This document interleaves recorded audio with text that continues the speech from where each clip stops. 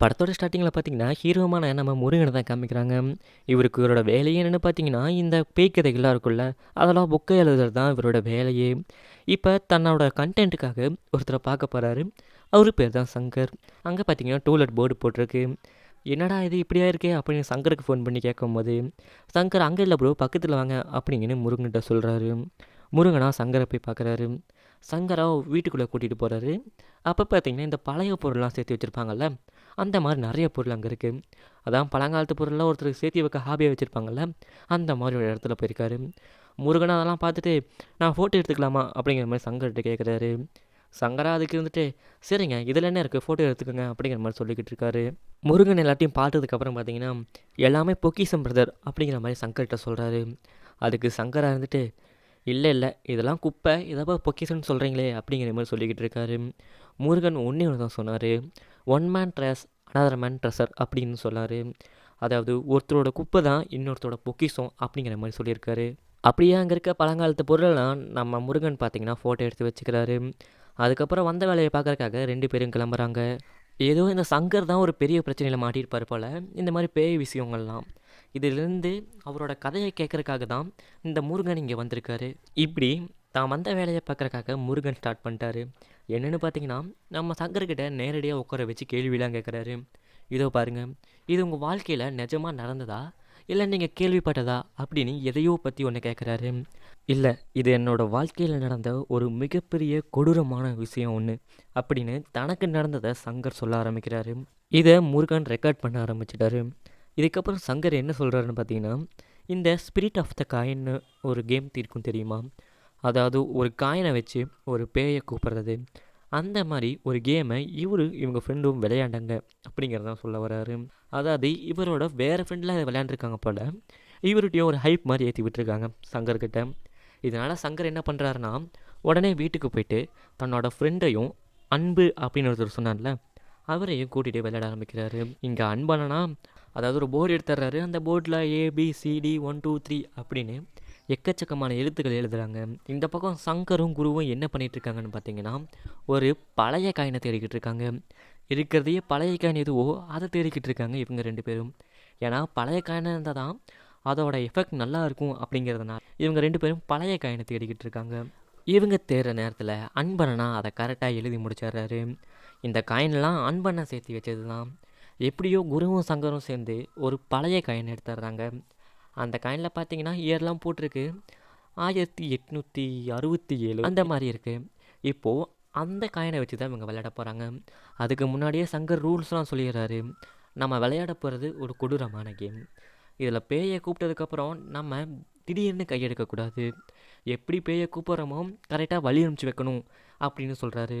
இல்லை நம்ம பேயை வழி அனுப்பிச்சு வைக்கல அப்படின்னா அந்த பேய் வெளியே தான் சுற்றும், இங்கே தான் சுற்றும் அப்படிங்கிற மாதிரி சொல்லிக்கிட்டு இருக்காரு. குருவா ஆனால் இதெல்லாம் கண்டுக்கிற மாதிரியே தெரியல. அவனுக்கு இது மேலே பெரிய நம்பிக்கை எதுவுமே கிடையாது குருக்கு. ஏதோ சங்கர் சொல்கிறானே அப்படிங்கிறதுக்காக இவங்க இங்கே வந்துக்கிறாங்க. வந்துட்டு ஸ்பிரிட் ஆஃப் த காயின் அப்படின்னு அந்த காயினோட பேரையும் சொல்லிட்டு யாராவது இங்கே இருக்கீங்களா அப்படிங்கிற மாதிரி கேட்டுக்கிட்டு இருக்காங்க. அதை இங்கிலீஷ்லேயும் கேட்குறாங்க. ஆனால் ரொம்ப நேரம் ஆகியும் எந்த பதிலுமே இல்லை.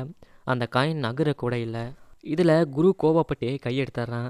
என்னடா ஒன்றுமே ஆகலை, சும்மா விளையாடிட்டு இருக்கீங்களா, என்ன டைம் வேஸ்ட் பண்ணிக்கிட்டு இருக்கீங்களா அப்படின்னு சங்கரை பார்த்து கேட்குறான். அதுக்கு சங்கரா வந்துட்டு இல்லைடா இருடா நான் கூகுள் சர்ச் பண்ணுறேன் அப்படின்னு கூகுளில் சர்ச் பண்ணுறான். அதில் என்னென்ன போட்டிருக்குன்னா, சுடுகாட்டில் உட்காந்து விளையாண்டா நல்லாயிருக்கும், யாராவது இறந்த ஒரு பணத்தை பக்கத்தில் வச்சு விளையாண்டா இதோட எஃபெக்ட் நிறையா இருக்கும், இல்லை இப்போ நம்மளால் சுடுகாட்டுக்கெலாம் போக முடியாது, இதனால் இன்னொரு நல்ல வழி இருக்குது, இந்த காயின் மேலே ரத்தத்தை விட்டால் நம்மளால் பார்த்தீங்கன்னா பேயை கூப்பிட முடியும் அப்படின்னு சங்கர் சொல்கிறாரு. அன்பலனா, அச்சச்சோ என்னாலலாம் ரத்தம் குடிக்க முடியாதப்பா, எனக்கு ரத்தம்னா பயம் அப்படின்னு இவர் சொல்கிறாரு. அதுக்கப்புறம் வேறு வழியே இல்லாமல் சங்கரே ரத்தத்தை வைக்க இப்போ அதே மாதிரி பேயை கூப்பிட்றாங்க. கொஞ்ச நேரத்துக்கு பார்த்தீங்கன்னா எந்த ரெஸ்பான்ஸுமே கிடையாது. அதுக்கப்புறம் பேய் நகர ஆரம்பிக்குது. நான் இங்கே இருக்கேன் அப்படின்னு சொல்லுது. சங்கர் அதோட பேரெல்லாம் கேட்குறாரு. அதுக்கு பார்த்தீங்கன்னா அதோட பேர் கென்னடின்னு சொல்லுது. வந்தது இங்கிலீஷ் பேய் அப்படின்னு சங்கர் சொல்லிக்கிட்டு இருக்கான். ஆனால் குரு தான் நம்பவே மாட்டான்ல. இதனால் குரு என்ன பண்ணுறான்னா, எங்கள் தாத்தாவோட பேர் என்னன்னு பேய்கிட்ட கேட்டு சொல்கிறான், நான் நம்புகிறேன் அப்படின்னு சொல்கிறான். அதுக்கா அந்த பேய் அனிருத்துன்னு சொல்லுது. ஆனால் இவனோட தாத்தா பேர் அனிருத்தே கிடையாது. இப்போ இதை வச்சு விளையாண்டது எல்லாமே குரு தான். அவன் தான் நவுத்திட்டு இருந்தான். அதுக்கப்புறம் இன்னும் பழைய காயினா இருந்தா நல்லாயிருக்கும் அப்படின்னு சொல்லிட்டு, அன்பண்ணன் வருஷமே போடாத ஒரு ரொம்ப பழைய காயின கொண்டு வந்து குடுக்குறாரு. அந்த காயின் பார்த்தா ரொம்ப பழசா கிடக்கு. அந்த காயின பார்த்தா ரொம்ப பழசா இருக்கு. சங்கர் மறுபடியும் ரத்தத்த வைக்கிறான். இந்த டைம் பார்த்தீங்கன்னா, குரு விளையாடல. சங்கரும், அன்பழகனும் மட்டும் தான் விளையாடிட்டு இருக்காங்க. இவங்க விளையாடிட்டு இருக்கும்போது பார்த்தீங்கன்னா, குரு என்ன சொல்றான்னா, "நல்லா ஒரு வயசு பொண்ணா கூப்பிட்றா, அப்பதான் நல்லாயிருக்கும்." அப்படிங்கிற மாரி அங்க மேல இருந்து கலாய்ச்சிக்கிட்டு இருக்கான். கீழ பார்த்தீங்கன்னா, இவங்க 2 பேரும் பேய கூப்பிட்டுருக்காங்க. எப்படியோ பேய் ஒரு வழியா வந்துருது. ஆனா, அந்த பேய் பார்த்தீங்கன்னா, கீழ என்னமோ ஒரு சிம்பிள் போடுற மாரி தெரியுது. குருவா நம்பவே இல்ல. அதுக்கப்புறம் கீழ வந்ததுக்கப்புறம் குருவ வரைய சொல்றான் சங்கர். அதுக்கப்புறம் பார்த்தா தான் தெரியுது, அது தமிழ் எழுதுப்பா அப்படின்னு. இவங்க பான்னு சொன்னோனே, அந்த காய் நகருது தானா நிக்குது. அதுக்கப்புறம் அந்த பேயா பழனின்னு ஒரு பேர் சொல்லுது. ஒருவேளை வந்தது தமிழ் பேய் பழனியோன்னு நினைக்கிறாங்க. ஆனா குருக்கு தூக்கி வழி போடுது. என்னன்னு பார்த்தீங்கன்னா, அவங்க தாத்தாவோட தாத்தா பேர் தான் பழனி. இது இங்க இருக்க அன்பழகனுக்கும் சங்கருக்கும் தெரியாது. "என்னடா என்னை ஏமாத்திட்டு இருக்கீங்களா?" அப்படின்னு குரு கேட்க, அதுக்கு அன்பழகனா, "டேய் உங்க தாத்தா பேரே எங்களுக்கு தெரியாது. உங்க தாத்தாவோட தாத்தா பேர் எப்பட்றா எங்களுக்கு தெரியும்? நாங்க எப்பட்றா அப்படி பண்ணியிருப்போம்?" அப்படின்னு அன்பண்ணன் சொல்றாரு. ஆனா குரு இதெல்லாம் நம்பவே இல்ல. அப்படியே சீனை கட் பண்ணி இப்போ கதை சொல்லிட்டு இருக்க சங்கரை தான் காமிக்கிறாங்க. இப்போ முருகனா அங்கே இருந்துட்டு, "ஒரே நிமிஷம் இருங்க, அந்த பேய் உங்கள்கிட்ட தமிழ்ல பேசுச்சா?" அப்படின்னு கேட்குறாரு. சங்கர் இருந்துட்டு, "ஆமாம், எங்களால தான் முதல்ல நம்ப முடியல. அந்த பேய் உண்மையாலுமே தமிழ் தான் பேசுச்சு." அப்படின்னு இங்கே சங்கர் சொல்கிறாரு. "சரி, இதை எங்கே விளையாடிங்க?" அப்படிங்கிற மாதிரி முருகன் கேட்குறாரு. "அதுவும் அங்கே டூலெட்னு போர்டு போட்டுருந்துச்சுல, அந்த வீட்டில் தான்." அப்படின்னு சங்கர் சொல்கிறாரு. அதுக்கப்புறம் மேலே சொல்லுங்கன்னு கேட்குறாரு. இப்போ பார்த்தீங்கன்னா, அந்த பேயோட பேரையும் கேட்டு கண்டுபிடிச்சிக்கிறாங்க. அந்த பேயோட பேர் பார்த்தீங்கன்னா மல்லிகா. அதோட வயசு என்னன்னு பார்த்தீங்கன்னா, அதோட வயசு 23 ஆகுது. "நீ எப்போ இறந்தன்னு கேட்கும்போது 2010ன்னு சொல்லுது. எப்படி இறந்தன்னு கேட்கும்போது நீரில் மூழ்கி இறந்தேன் அப்படிங்கிறதையும் சொல்லுது. அதுக்கப்புறம் நீ எங்கே இருந்த அப்படிங்கிற மாதிரி கேட்கும்போது ஒரு கணிக்கவே முடியாத ஒரு சிம்பிள் மாதிரி சொல்லுது. அதை நம்ம குருவா எப்படியோ கண்டுபிடிச்சிடுறான். அது யூயூஎம் அப்படிங்கிற ஒரு இங்கிலீஷ் எழுத்தாம். அப்படின்னு என்னென்னு பார்த்தீங்கன்னா, யூனிவர்சிட்டி உட்டாரா மலேசியா அப்படிங்கிற ஒரு யூனிவர்சிட்டி அது. "நீ அங்கே தான் படிச்சினா நீ இங்கிலீஷே பேச வேண்டியதானே?" அப்படின்னு குரு கேட்கும்போது, அதுக்கு அது என்னோட விருப்பம் அப்படின்னு குருவுக்கிட்ட பல்ப் வாங்கி கொடுத்துருது. ஆனால் குரு இன்னும் இதை நம்பவே இல்லை. இதனால் அன்பழகனுக்கும் சங்கருக்கும் தெரியாத ஒரு விஷயத்த அந்த மல்லிகா கிட்ட கேட்குறாங்க.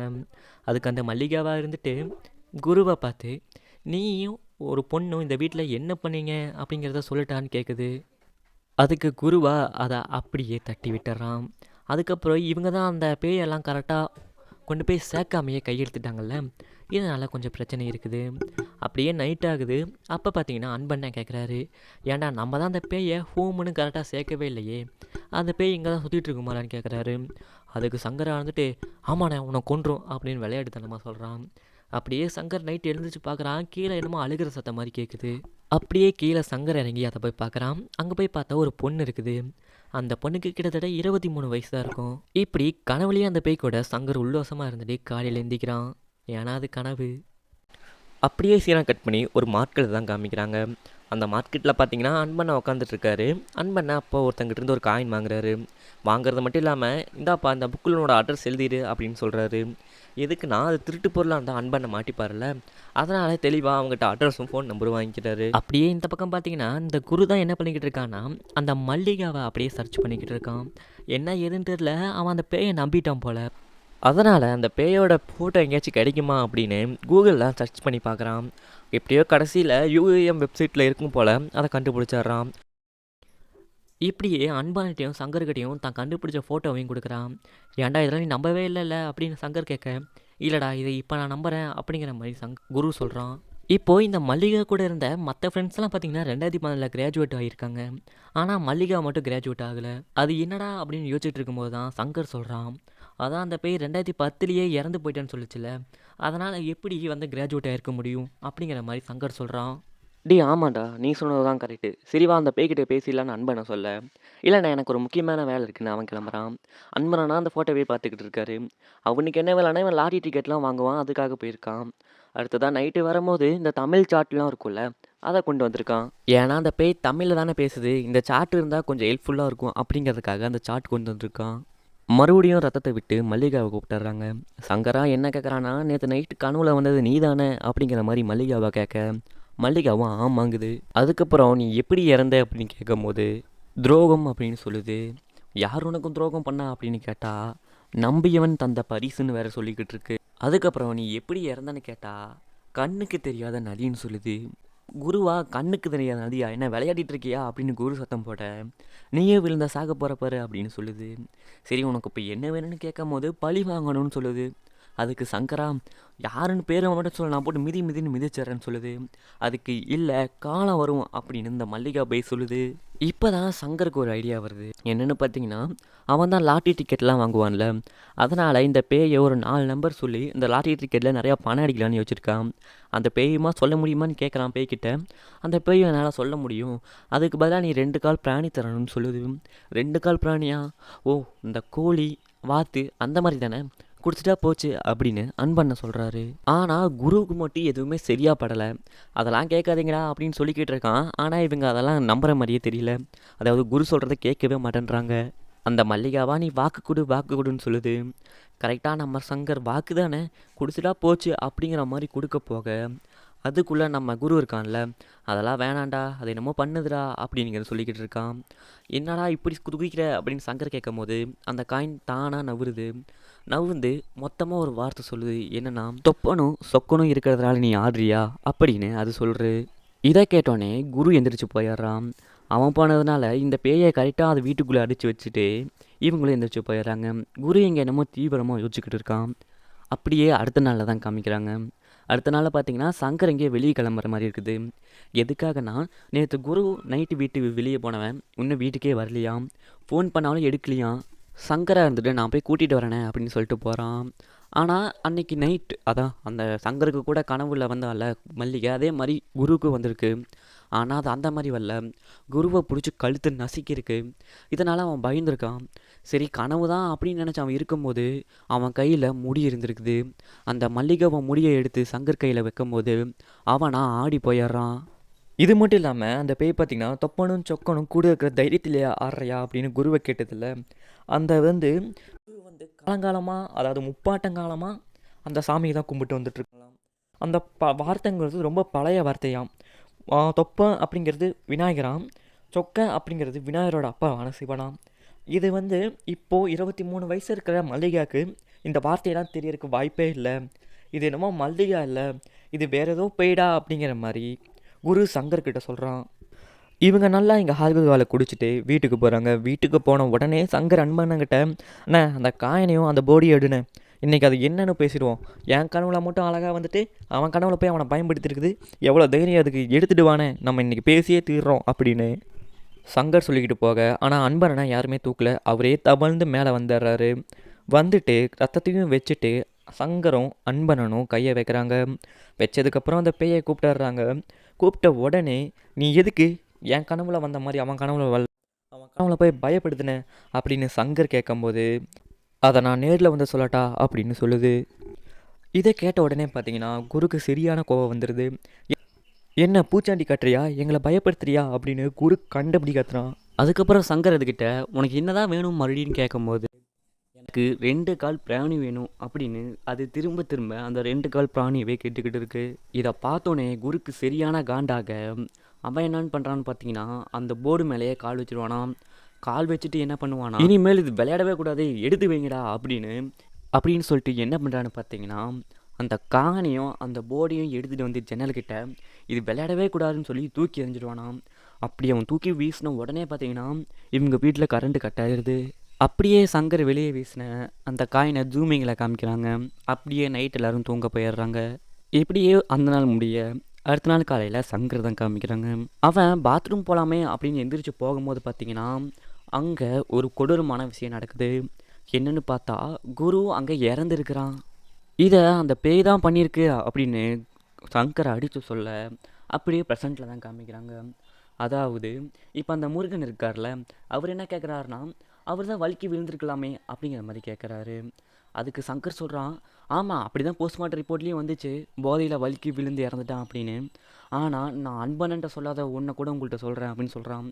என்னன்னா இவன் சங்கரை அப்படியே தூக்கி வைக்கும்போது அங்கேருந்து அந்த காயின் அப்படியே உருண்டு போய் அந்த தண்ணியெலாம் வழியும்ல அந்த இடத்துல இருந்திருக்குது. இதை பார்த்தோன்னே சங்கர் என்ன பண்ணுறான்னா அந்த வீட்டை காலி பண்ணிவிட்டு அப்படியே இங்கே வந்துடுறான். அப்புறம் முருகன் இருந்துட்டு அன்பண்ணன் எங்கே அப்படின்னு கேட்கும்போது, அன்பண்ணனா குரு இறந்ததுலேருந்து அந்த சாட்டவே பார்த்துட்டு ஒரு மாதிரி உக்காந்துட்டு இருக்காரு அப்படிங்கிறதையும் சொல்கிறான். இதோட இந்த பாட்டு முடிஞ்சுது.